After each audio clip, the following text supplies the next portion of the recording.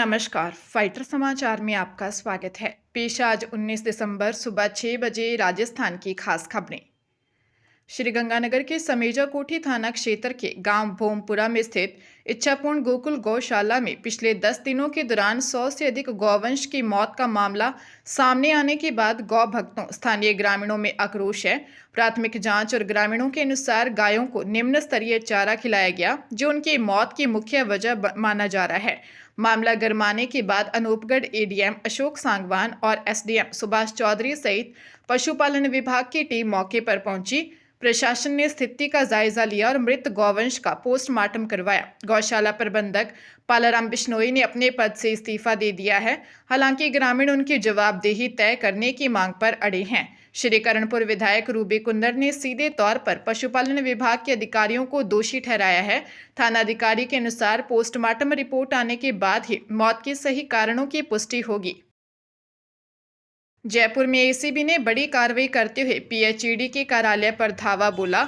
यह छापेमारी केंद्र सरकार की महत्वाकांक्षी योजना जल जीवन मिशन में हुए करोड़ों रुपए के कथित घोटाले के सिलसिले में हुई है। कार्रवाई से विभाग और प्रशासनिक गलियारों में हड़कंप मच गया। जानकारी के अनुसार एसीबी की विशेष जांच टीम ने इस सर्च ऑपरेशन को अंजाम दिया। विभाग के मुख्यालय और संबंधित अधिकारियों के कक्षों में दस्तावेजों को खंगाला गया। यह पूरी कार्रवाई एसपी डॉक्टर महावीर सिंह राणावत के सुपरविजन में हुई। मौके पर एसपी हिमांशु कुलदीप सहित एसीबी के कई आला अधिकारी और भारी पुलिस जाब्ता मौजूद रहे। बताया जा रहा है कि ब्यूरो को जल जीवन मिशन के तहत हुए कार्यों में भारी वित्तीय अनियमितताओं, फर्जी बिलों के भुगतान और ठेकेदारों के साथ मिली भगत की पुख्ता सूचनाएं मिली थी। छापेमारी के दौरान कई महत्वपूर्ण फाइलें और डिजिटल साक्ष्यों को जब्त किया गया है। प्रारंभिक शिक्षा पूर्णतः प्रमाण पत्र परीक्षा कक्षा 5 एवं कक्षा 8वीं वर्ष 2026 के लिए ऑनलाइन आवेदन प्रक्रिया गुरुवार से शुरू हो गई है। विभाग के अनुसार दोनों परीक्षाओं के लिए आवेदन की अंतिम तिथि 10 जनवरी 2026 रात 11:59 निर्धारित की गई है। प्रारंभिक शिक्षा विभाग की ओर से जारी निर्देशों के अनुसार सरकारी, संस्कृत सहायता प्राप्त मदरसा एवं निजी विद्यालयों की कक्षा 5 व 8 के नियमित विद्यार्थियों के आवेदन शाला दर्पण पोर्टल के परीक्षा सेक्शन के माध्यम से किए जाएंगे। बिना ऑनलाइन आवेदन के किसी भी विद्यार्थी को परीक्षा में बैठने की अनुमति नहीं दी जाएगी। आवेदन प्रक्रिया की पूरी जिम्मेदारी संबंधित विद्यालय प्रधान की होगी। छात्र छात्राओं की समस्त जानकारी शाला दर्पण पोर्टल पर उपलब्ध रिकॉर्ड के अनुसार सही होनी चाहिए। किसी भी प्रकार की त्रुटि पाए जाने पर सुधार की अनुमति नहीं दी जाएगी। भारत गारंटी फॉर रोजगार एंड आजीविका मिशन ग्रामीण बिल यानी BVG रामजी पर कृषि मंत्री शिवराज सिंह ने लोकसभा में जवाब दिया। इस दौरान विपक्ष बिल के विरोध में नारेबाजी करता रहा। विपक्षी सांसद वेल में पहुंच गए और कागज फेंके। केंद्रीय मंत्री ने कहा कि हम किसी से भेदभाव नहीं करते। बापू हमारी प्रेरणा और श्रद्धा हैं। पूरा देश हमारे लिए एक है। देश हमारे लिए केवल जमीन का टुकड़ा नहीं है। हमारे विचार संकीर्ण और संकुचित नहीं हैं। नए ग्रामीण रोजगार बिल VBG रामजी के खिलाफ विपक्ष के संसद परिसर में मार्च निकाला। इसमें विपक्ष के 50 से ज्यादा सांसदों ने हिस्सा लिया और VBG रामजी बिल वापस लेने के नारे लगाए। लोकसभा में बिल पर चर्चा के दौरान विपक्षी सदस्यों ने भारी हंगामा किया। नीट यूजी काउंसलिंग के स्टे वैकेंसी राउंड में कई सीटें खाली रह जाने के बाद medical council of India MCC के छात्रों ने एक नया अवसर खोल दिया है। 20 नवंबर को रिपोर्टिंग की समय सीमा खत्म होने के बावजूद कुछ उम्मीदवार अपनी अलॉटेड सीट ज्वाइन नहीं कर पाए या उन्होंने इसे छोड़ दिया, जिससे कई MBBS सीटें फिर से खाली हो गई। इस स्थिति को देखते हुए MCC ने ऑल इंडिया कोटा के तहत स्पेशल स्टे वैकेंसी राउंड का शेड्यूल जारी किया। अब रजिस्ट्रेशन 20 दिसंबर तक चलेगा, जबकि चॉइस फिलिंग 21 दिसंबर तक होगी। चॉइस लॉकिंग 20 दिसंबर शाम 4 बजे से 21 दिसंबर सुबह 12 बजे तक की जा सकेगी। सीट अलॉटमेंट का रिजल्ट 23 दिसंबर को आएगा और सफल उम्मीदवारों को 24 दिसंबर से 31 दिसंबर तक कॉलेज में व्यक्तिगत रूप से फीस व मूल दस्तावेजों के साथ रिपोर्ट करना होगा। हरियाणा के गुरुग्राम में स्पोर्ट्स एकेडमी संचालक को रेप के झूठे केस में फंसाने वाली एयर इंडिया की पूर्व कैबिन क्रू युवती से पूछताछ में चौंकाने वाला खुलासा करते हुए बताया कि एयर इंडिया से नौकरी छूटने के बाद तंगी आ गई। लग्जरी लाइफस्टाइल की आदत और ज़रूरतें पूरी करने के लिए पैसे चाहिए थे।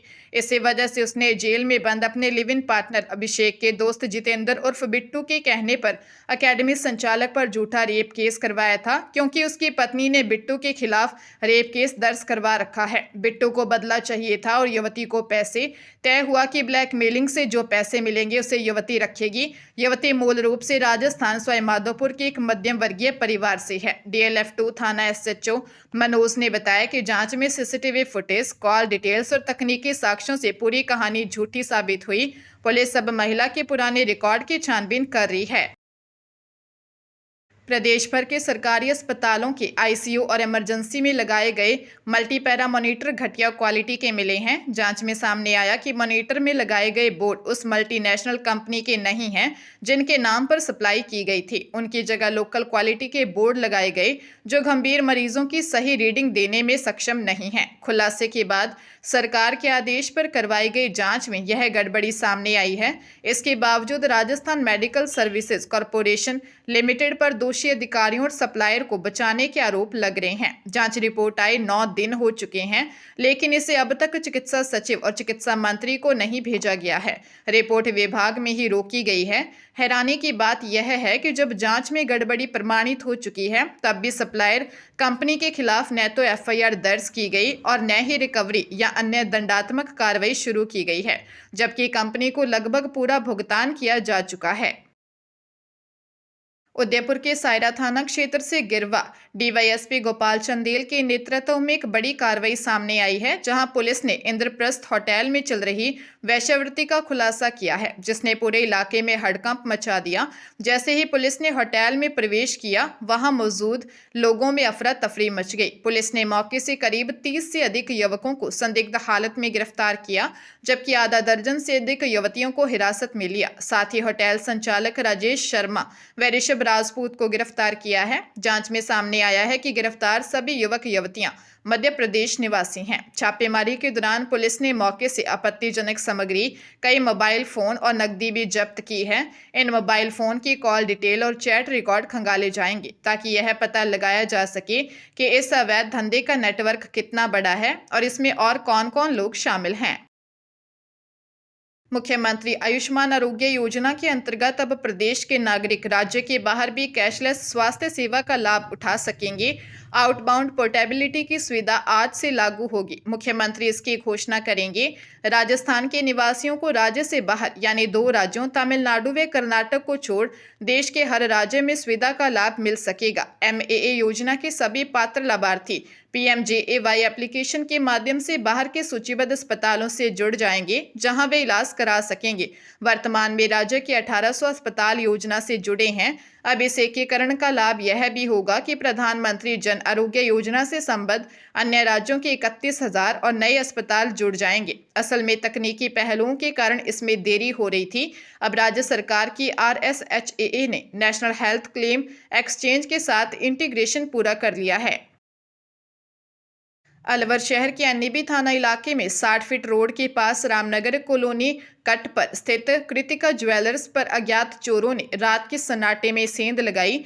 चोरों ने दुकान का शटर काटकर अंदर घुसकर चोरी की बड़ी वारदात को अंजाम दिया और मौके से फरार हो गए। सुबह के समय पड़ोसी दुकानदार की नजर टूटी हुई शटर पर पड़ी तो उन्होंने फौरन दुकान मालिक को खबर दी और पुलिस को सूचित किया। SHO दिनेश चंद मीणा अपनी टीम के साथ घटनास्थल पर पहुंचकर जांच शुरू की।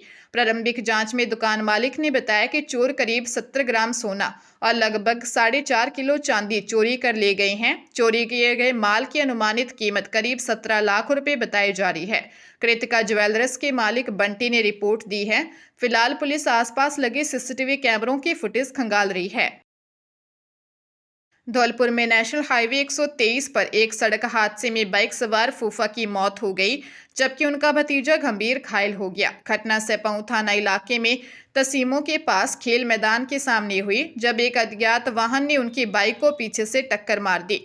मृतक की पहचान खेरिया थाना रूपवास निवासी मुंशी सिंह के रूप में हुई है। टक्कर इतनी भीषण थी कि मुंशी की मौके पर ही मौत हो गई। बाइक चला रहा उनका भतीजा बल्दियापुरा निवासी देशराज कुशवाहा गंभीर घायल हो गया। सूचना मिलने पर स्थानीय पुलिस मौके पर पहुंची और शव मोर्चरी में रखवाया। घायल देशराज को जिला अस्पताल रेफर कर दिया। जानकारी के अनुसार मुंशी अपने साले के लड़के देशराज के साथ मनिया से लौट रहे थे। तसीमों से पहले स्कूल के खेल मैदान के पास पीछे से आए अज्ञात वाहन ने उन्हें टक्कर मार दी। पुलिस हादसे की जांच कर रही है।